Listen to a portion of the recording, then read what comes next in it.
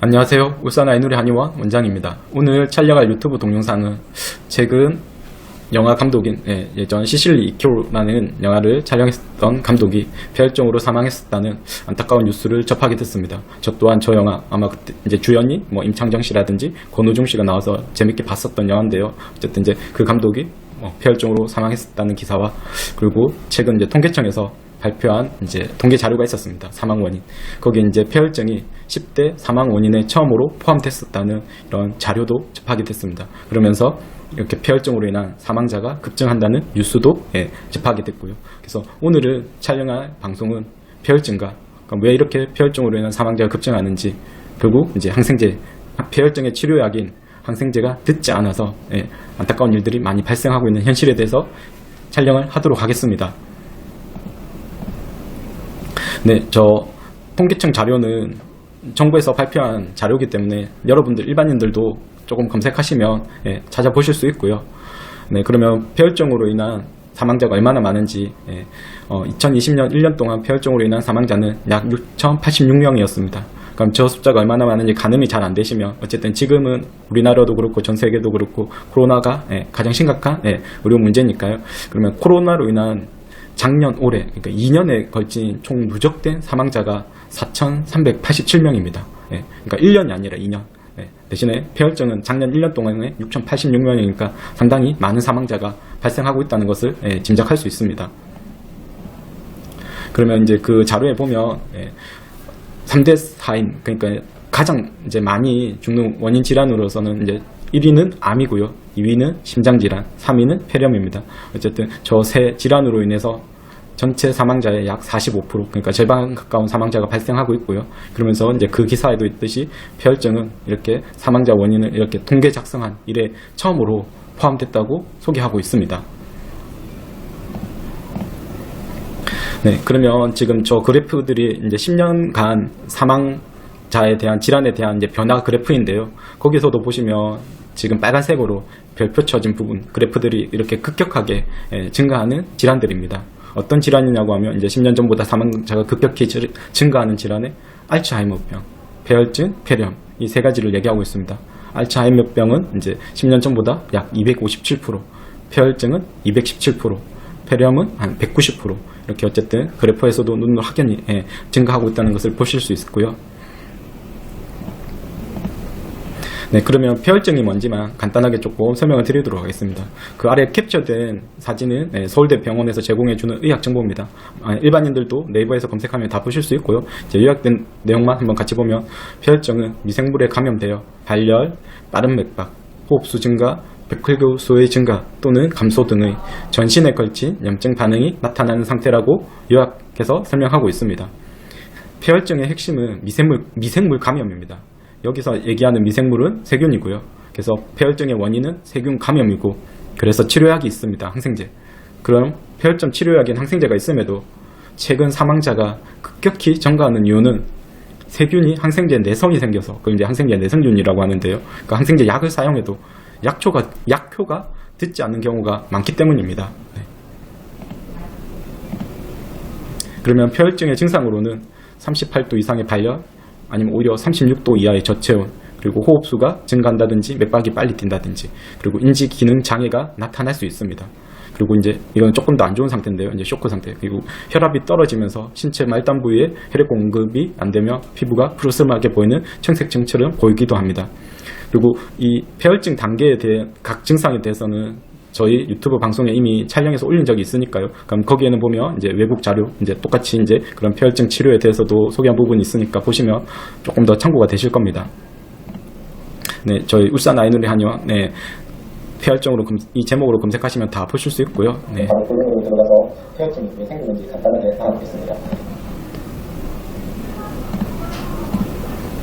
네, 그러면 그 처음에 얘기했었던 이제 영화 감독의 폐혈증 사망 기사를 검색해 보시면 조금 보실 수 있는 내용인데요. 고인이 된 신 감독은 고열과 호흡 곤란 증세로 응급실을 찾은 후 중환자실로 옮겼으나 폐혈증으로 사망했다고 합니다. 그리고 작년 3월, 이건 이제 다른 이제 영화 배우인데요. 폐혈증으로 사망한 영화 배우도 인후염으로 입원했다가 이게 폐혈증으로 진행되어서 사망하는 안타까운 뉴스가 있었습니다. 4년 전에 보건복지부에서 항생제 내성 예방 캠페인으로 유튜브에 올린 동영상이 있습니다. 이 동영상에서 얘기하는 내용들이 어떻게 보면 지금 현실이 되고 있습니다. 거기서 얘기하는 내용인데요. 제가 중요하다고 이렇게 색깔로 조금 표시를 해놨죠. 항생제를 남용한다면 꼭 필요할 때 항생제 효과를 얻을 수 없습니다. 그럼 당연히 치료가 안 되다 보니까 안타깝게 사망하는 일이 발생할 수 있겠죠. 그 꼭 필요할 때라는 게 결국 오늘 얘기하는 이제 폐혈증이라든지 폐렴입니다. 네, 그 유튜브 동영상을 이렇게 캡처한 부분인데요. 그래서 이제 항생제 약효가 듣지 않으면 당연히 이제 항생제가 없던 시대로 돌아가게 되겠죠. 네, 그래서 상처 감염으로도 사망하게 된다든지 인후염으로도 사망하게 된다든지 그런 내용에 대해서 동영상에서 얘기를 하고 있습니다.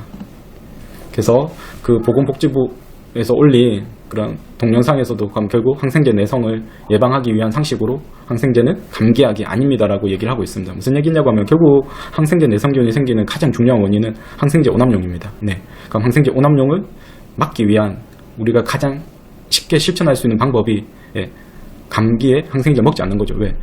감기는 바이러스 질환이기 때문에 전혀 항생제는 도움이 되진 않습니다. 네. 그런데도 아직 우리나라는 거의 40% 가까이 아직까지 감기 항생제를 처방하고 있는 현실이기 때문에 우선 최소한 그 부분이라도 바로 잡기 위해서 항생제는 감기약이 아닙니다라고 항생제 내성을 예방하는 방법으로 얘기를 하고 있습니다. 네, 보건복지부에서 올린 동영상, 이 동영상 유튜브 제목만 검색하시면 여러분들도 똑같이 보실 수 있습니다. 아주 익숙한 병입니다. 네, 뭐 지금 다 보지는 않을 거고 관심 있으시면 한번 검색하셔서 보시면 되겠습니다. 네, 그러면 오늘 방송을 정리를 하도록 하겠습니다. 항생제 약효가 듣지 않아 많은 사람들이 폐혈증, 폐렴으로 사망하고 있다는 것은 앞에서도 보셨다시피 통계 자료로도 확인할 수 있습니다. 폐혈증 같은 경우는 올해 처음 10대 사망 원인에 처음 포함됐었고요. 폐렴은 이미 거의 수년째 사망 원인 3위를 계속 유지하고 있습니다. 그러니까 정말 많은 사람들이 항생제 약효가 듣지 않아서 사망하는 일들이 정말 많이 발생하고 있습니다. 네. 처음에도 얘기 드렸듯이 코로나로 인한 2년간 국내 사망자가 아직 5,000명이 되지 않는데 폐혈증은 1년 동안 6,000명이 넘었고요. 폐렴은 지금 2만 명이 넘고 있습니다. 그러니까 절대 적지 않은 사람들이 항생제 약효가 듣지 않아서 사망하고 있으니까 조금 항생제 오남용을 덜 하시는 게 좋고요. 그 항생제 오남용을 덜 하기 위한 방법으로 바이러스 질환에 항생제를 사용하지 않는 것입니다. 왜?